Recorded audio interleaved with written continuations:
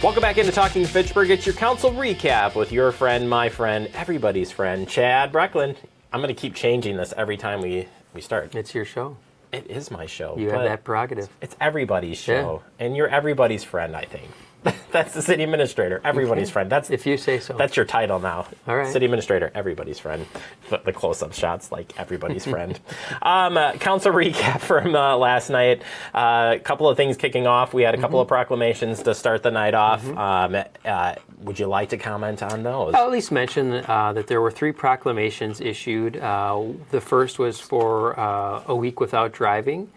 Second was recognition of Hispanic Heritage Month, and third was recognition of October as Fire Prevention Month. So those proclamations were read by the Common Council, some photos were taken, and then we moved on to a couple of public hearings. If you're ever curious, too, we do put out those proclamations individually. We always export those out. Export, big term there, but we put those out for you, so you can check out the proclamations outside of the meeting in our council recap.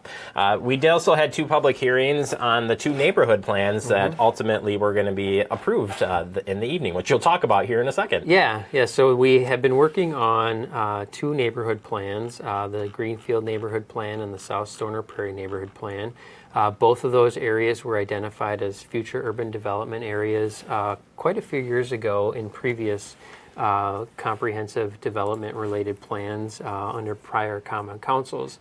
And there was funding approved to go ahead and begin the neighborhood plan process for both of those future urban development areas. That process kicked off nearly 2 years ago. Consultant was hired to bring expertise and additional capacity to assist with all the components that are utilized in order to develop a neighborhood plan. Those components involve obviously meeting with staff, as well, and most importantly with community members who may be directly affected, property owners who may be interested, creation of a steering committee, and all sorts of things that go into the creation of these plans. We know that that these plans are not perfect.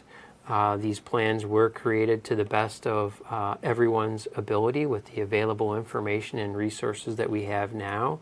I think if you speak to both plans and the Greenfield plan in particular, we recognize and appreciate some of the comments that have been shared and the feelings that are associated with this plan. We recognize that, there's a bit of an unknown that comes with both of these plans, like what truly will happen. We can see these maps and these diagrams, but we don't really know what exactly is going to happen. And, that is understandable. Ultimately, when looking at both of these plans, and again, the Greenfield plan in particular, there was a number of comments and feedback and requests made by community members that ultimately did affect or modify what had originally been proposed for that neighborhood plan and lowered the density significantly. We had, a handful of people spoke in opposition to the Greenfield plan last night in particular. One individual spoke against the South Stoner neighborhood plan. But ultimately, the Common Council assessed the work that had been done on both of those plans and also expressed some reservations about both of those plans as well. I don't think that our Common Council was in unanimous support by any stretch of the imagination, that they were perfectly happy to see everything that was included in both of those plans. So I think, again, both of those plans were the result of conversation, feedback, compromise, and create a plan that can be used moving forward. And just at a high level, why are neighborhood plans important? So if you're just, in general, taking these 2 out of the picture for just a second, what are we ultimately doing with these plans? Well, we recognize that Fitchburg and the Madison metropolitan area is a growing area, and we want to approach that growth appropriately and manage it to the best extent that we can. And by creating a plan, that at least puts some guidelines in place on what might be possible here versus, one landowner / developer coming forward with this chunk and wanting to do X, and the, Plan Commission and city staff and Common Council is second and say, that makes perfect sense here. And then, a couple years later, somebody else comes forward and says, well, I want to do Y over here. and people are, oh man, I guess that kind of makes sense. But then by the time X, Y, Z, A, B, and C all come together, you don't really have a cohesive neighborhood, if you will.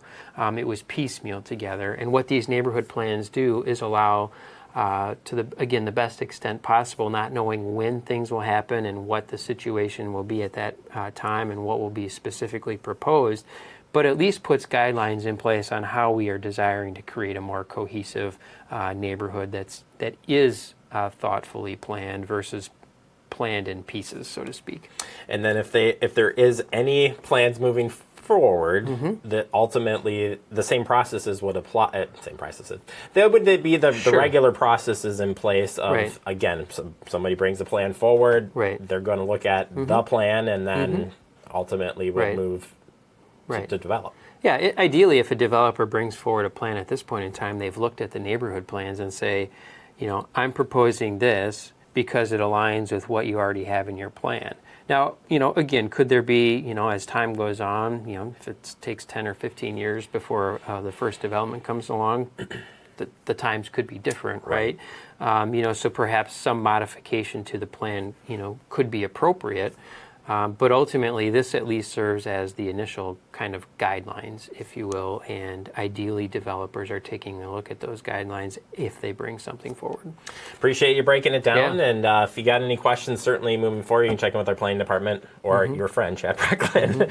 Continuing on here, approving a certified map request for a dividing of a lot here. Yeah, so this is just an existing duplex. This certified survey map allows this to become effectively a zero lot line property, which means that the duplex can now be sold and two individual owners could be there, much like as happens in many communities, including Fitchburg with townhouses.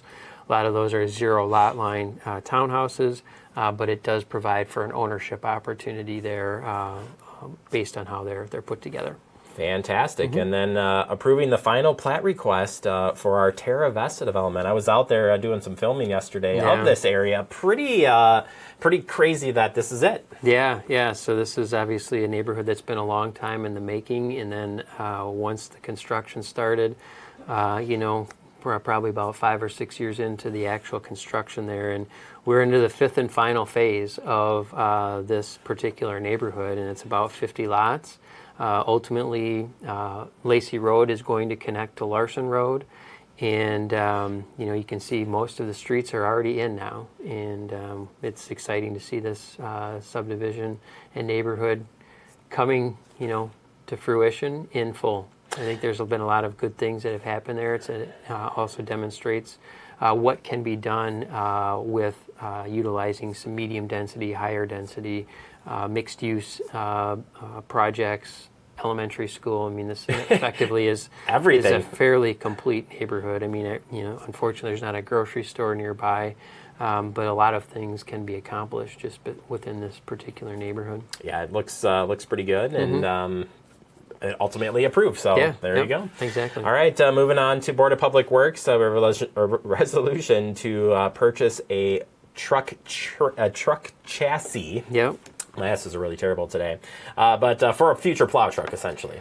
Yeah, so our plow trucks are on a regular replacement schedule. The one that's currently being replaced, I believe they said, was from 2008. So this is basically the cab and the truck chassis, and the equipment will be forthcoming in a future purchase. All right, and then we have approving a relocation order of TPP-related reconstruction for the Fitchburg Road.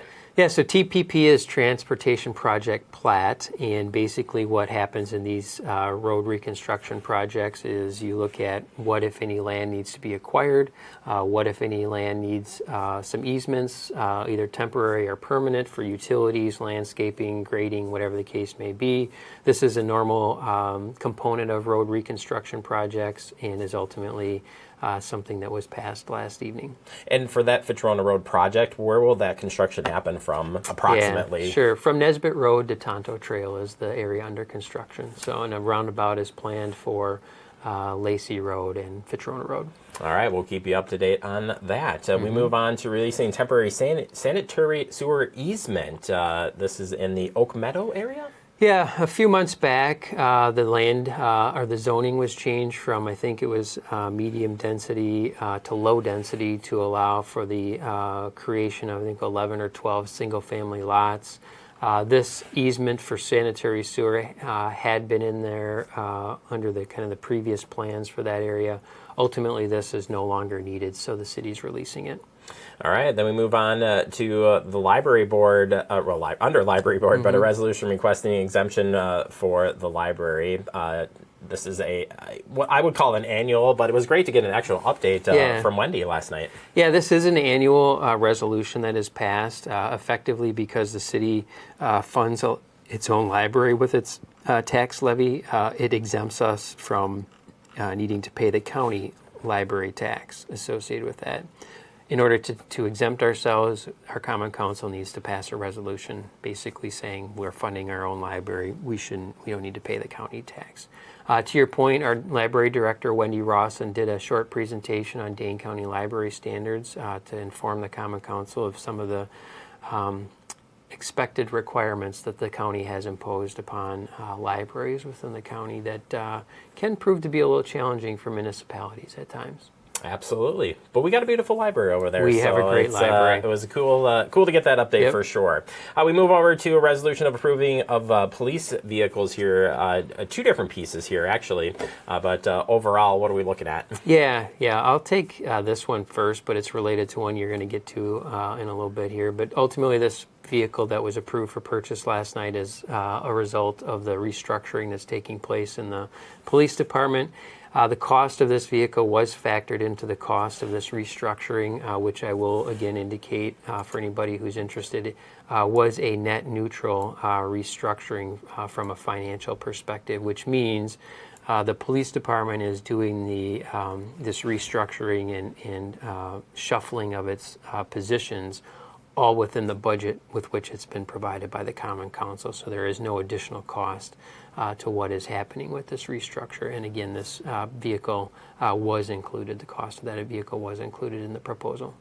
All right, and then we're going to bow out of that, talk about two fire truck repairs, and then come back to the other vehicle. But there were two added pieces here. Engine 1, or Engine 2 and Engine 3 needing some repairs. They did, yeah. There were some unanticipated repairs needed on both of the fire engines. Obviously, our fire department and our community recognize the importance of ensuring that our fire engines are operating properly and available to respond to any calls for service.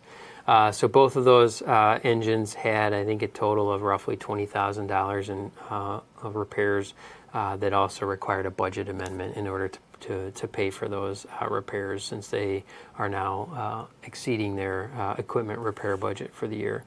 Both of those were passed by the Common Council. And then coming back to authorizing purchase of a department electrical vehicle for the police department. Yeah, so this resolution was approved to purchase an electric vehicle. It required some additional funding, obviously, to allow for an EV to be purchased over a gas-powered vehicle. This vehicle will predominantly be used by the newly created full-time social worker position within the police department. That position was a half-time position with this restructuring that we just talked about in the earlier resolution that the police department is doing. This social worker will move into a full-time role and also now needs more access to a vehicle, so they're looking to purchase an EV.